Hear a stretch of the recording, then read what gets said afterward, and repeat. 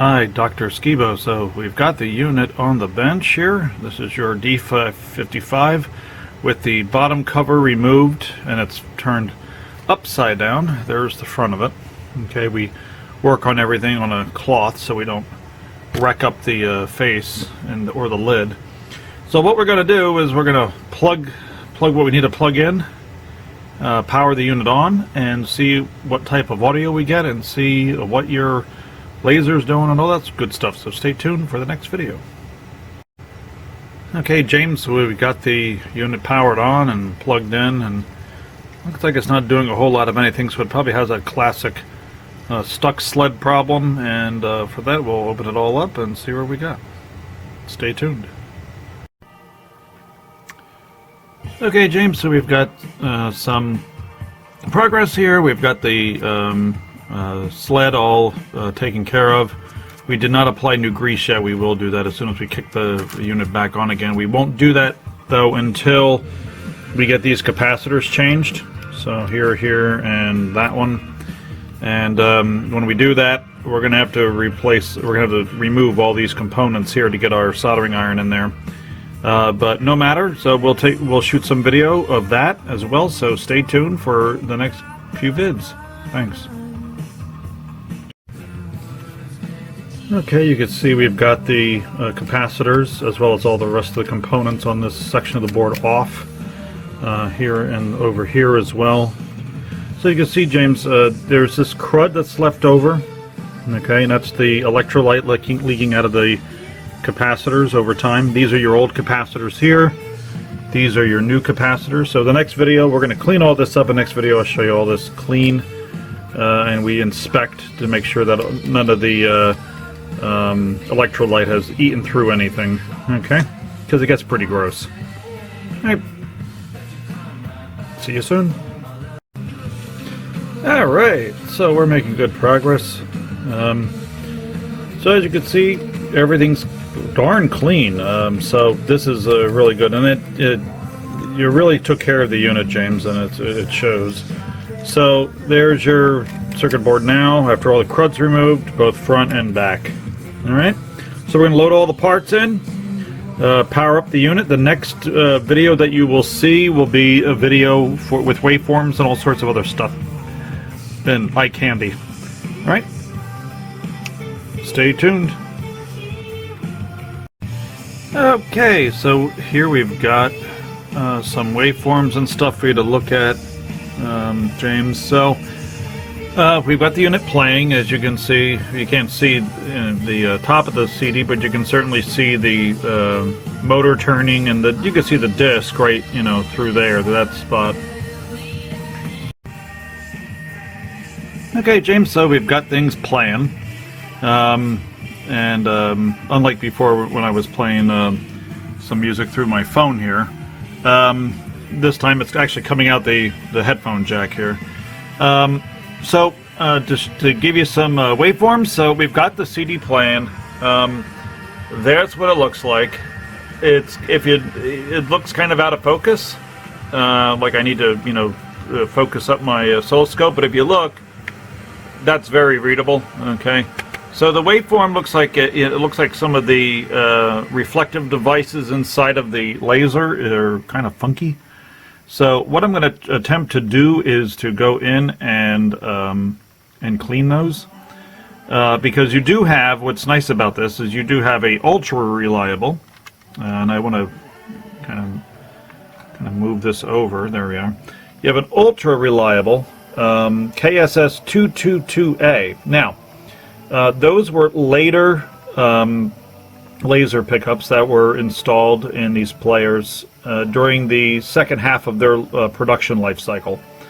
So, they're really fine. I like them a lot. So we're going to try to clean that first. I took some preliminary measurements on the current. One of the things that we pay attention to is this bottom number here on the laser. You'll see it says TE306. That means 30.6 milliamps. What I was measuring, and I would measure it, but I'm kind of holding the board here in place so it doesn't short. I measured about 31. So that could be as high as 35 before I pull the plug and say it needs a laser. And again, that current rating is a rating that is drawn by the laser. So if it starts creeping up towards that, 5 margin of 5 millivolts over, then I go and make an attempt to replace the laser. But you're at 31, so it seems within range to me. I would just like it more if this were more cleaner, and perhaps some of the optics that we're looking at are so buried into the laser that it's not worth trying to fuss with. We'll just replace the laser. So stay tuned. We'll have more news and more waveforms and goodies.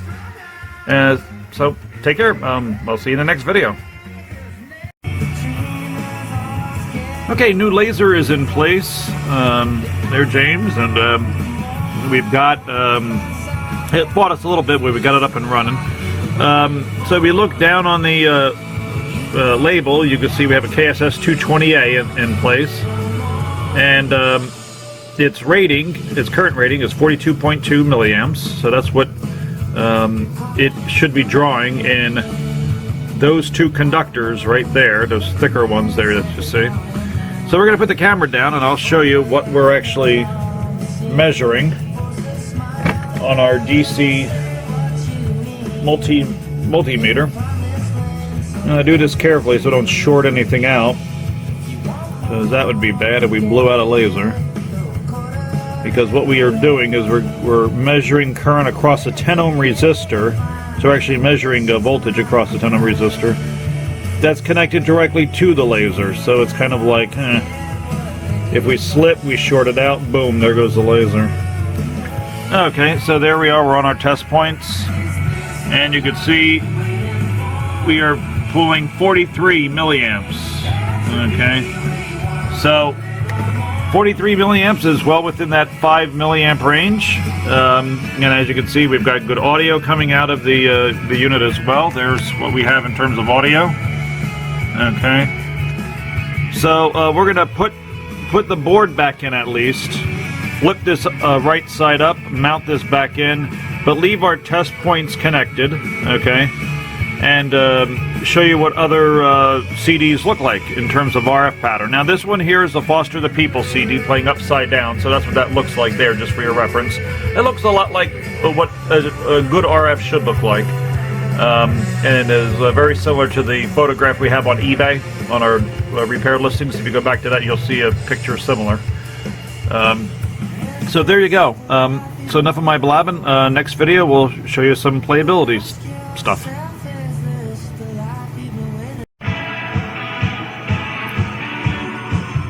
Alrighty, final video for you, James. So here we go. We got the unit upright.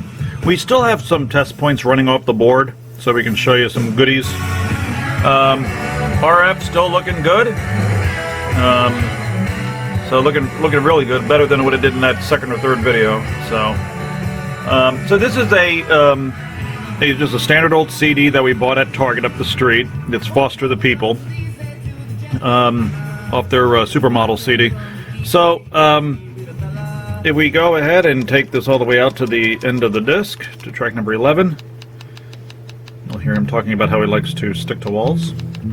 Again, the audio is fine. Okay, good audio in both channels. Replace those capacitors, got that done, got that out of the way. So RF still looking good at the edge of the disc. Well, like maybe 3/4 of the way through the disc. So, all right. So there is that CD. We can eject the CD, or open the lid and eject, and your disc does not stick to the clamper like it will in some of these players that have the clamper that has a oozing glue on the cushion there. So you're good there. You don't have to worry about that. So here is Sony's test CD. As you can see, there we go. There is some more goodness. Now this one's looking a little more blurrier and it's got some flashing over here because, well, I'm slowly ruining the disc. by what I'm doing, and using it. I should use it only when I'm done all my mechanical alignments, and I'm ready to do electrical alignments, because that's what the disc is for. But I leave it in the players all the time, and sometimes I do bad things to it. And part of that, if we track jump here, and you can see track jumping is very quick. Okay, let's go to 15. You'll see that 15 is pretty unstable. It's got the good case of the bouncies. And that's because there is a circular scratch on the disc that I put there while repairing. So it just so happens it coincides with track 15. If I go to track 16, it's gone.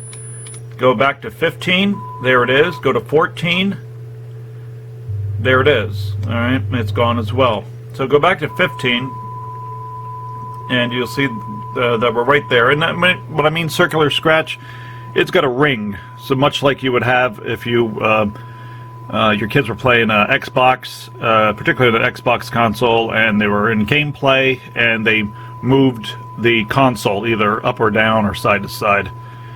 It would spin a ring in the disc. That's very common with those. So as you can see, it's got it's still playing. There's no skipping. It's going, even though it's a 1K tone here. You can see it's going, right in line. All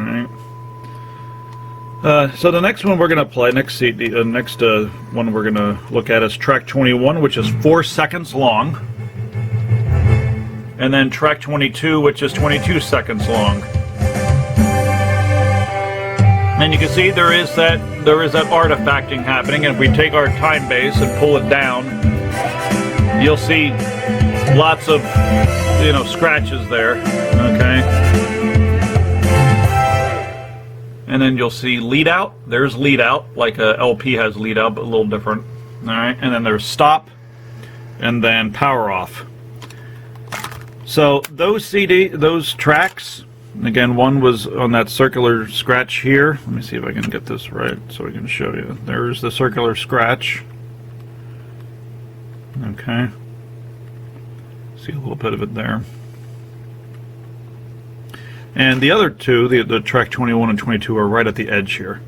So it's good for its entire length of travel. Okay, that's why I play it. Just shows you that you can do a full run out. And this next one here, this was a CD it's a Blackmill CD that we've burned on our CD-ROM drive in our Lenovo laptop here at the shop. And on a TDK, but what's nice about it is that, or interesting about it, is that we put 4 thumbprints on it. One thumbprint's here, the other thumbprint's here, one over here, okay, and one over here. If I can get the angle, there we go.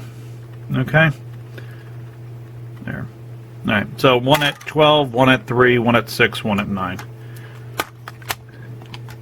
And the first thing you'll notice about this is that the player will play, but when we go and look at the RF pattern, it's going to be reduced.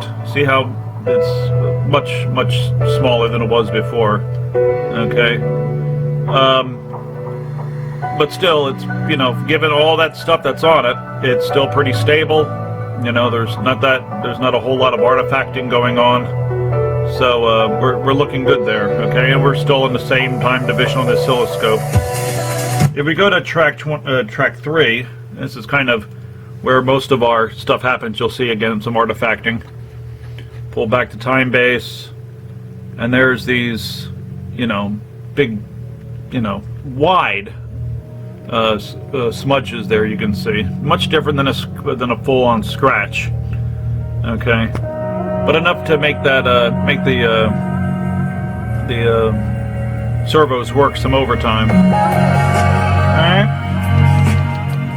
So we'll take this out to its last track, which I believe is number 11. This is about 3/4 of the way out on the disc. Again, it's the same deal on the RF. Okay. And it's got the wigglies and jigglies up there because of those thumbprints. Okay.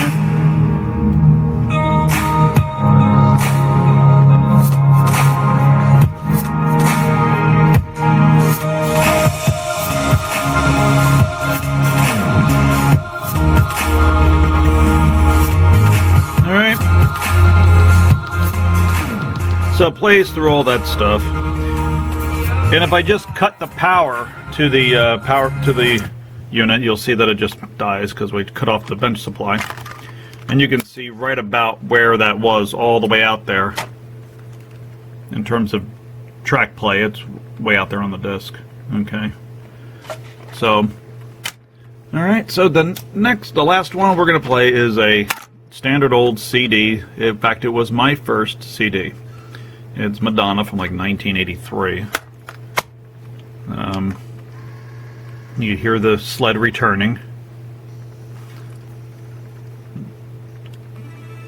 And turn that up a bit for you. And there you go, you got that one. And as you can see, it looks a little different as well. You know, so again, the point here, every CD is going to look different to the player. But if the player is lined correctly, it should play these no matter what. Okay? So there you go. If we could take this out again to like track 3, say.